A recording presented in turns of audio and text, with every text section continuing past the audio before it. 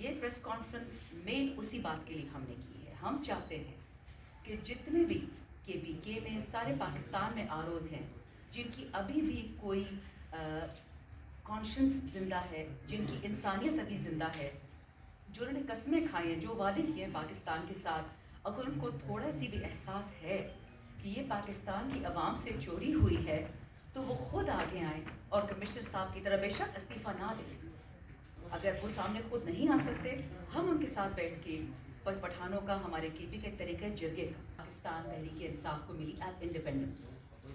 اس سے پہلے اگر آپ کہتے ہیں سپریم کورٹ میں یہ آرگیومنٹ ہوا تھا اور یہ بات کہی گئی تھی کہ آپ آروز کو ان لوگوں کو بٹھا رہے ہیں جن کا دور دور سے جوڈیشری سے کوئی واسطہ نہیں. ہم جوڈیشری پہ ریلائی کرتے ہیں، وہ ہمارے فیصلے خلاف بھی دیتے ہیں، تو ہم جوڈیشری کو مانتے ہیں کہ ایٹ لیسٹ کہیں نہ کہیں تو وہ اسٹینڈ اپ کریں گے اپنے لوگوں کے لیے. ان کی نوکری ہے، ان کا اوتھ ہے کہ پاکستان کو آپ نے دینا ہے انصاف. ہوتا کیا ہے،